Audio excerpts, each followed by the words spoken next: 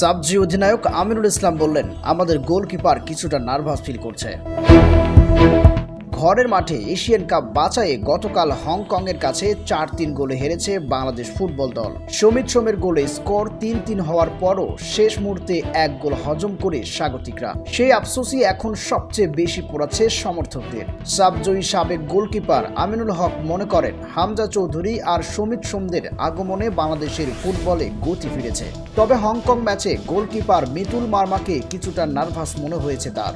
ঢাকার উত্তরায় আজ একটি ক্যাফের উদ্বোধন শেষে বাংলাদেশ হংকং ম্যাচ নিয়ে কথা বলেন আমিনুল।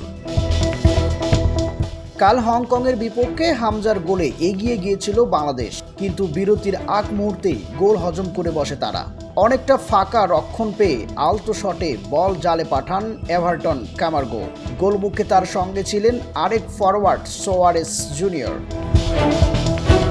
বাংলাদেশের ডিফেন্ডাররা আক্রমণ ঠেকাতে অনেকটা উপরে উঠে গিয়েছিল। পোস্টের নিচে তখন ছিলেন শুধু মিতুল আর হংকংয়ের দুজন ফরওয়ার্ড। হামজা দৌড়ে গিয়ে জায়গা নেওয়ার আগেই গোলটা করে ফেলেন এভারটন। অথচ বলটা মিতুলের নাগালেই ছিল। শটেও তেমন জোর ছিল না, কিন্তু মিতুল যেন চেয়ে চেয়ে দেখলেন। ম্যাচ দেখার অভিজ্ঞতা থেকে আমিনুল বলেন, গোলকিপার যদি সঠিক সময় সঠিক সিদ্ধান্তটা নিতে পারত, তাহলে হয়তো ফলটা ভিন্ন হতে পারত। আমার মনে হয়েছে আমাদের গোলকিপার কিছুটা হলেও নার্ভাস ফিল করেছে। 1998 সালে 2010 সাল পর্যন্ত লাল সবুজ জার্সিতে গোলপোস্ট সামলিয়েছেন আমিনুল ইসলাম।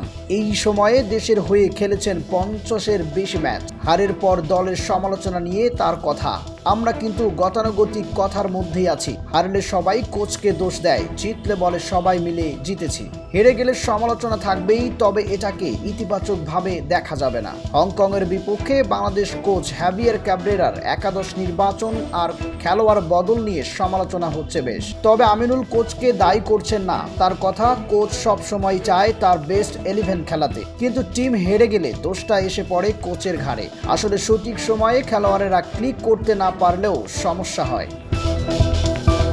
সাবজয়ী অধিনায়ক আমিনুল ইসলাম বলেন, হামজাকে অধিনায়ক করলে বাংলাদেশ দলের খেলোয়াড়দের মধ্যে গতি আরও দ্বিগুণ বেড়ে যেতে পারে। এমন মন্তব্যে আপনার মন্তব্য জানিয়ে দিন।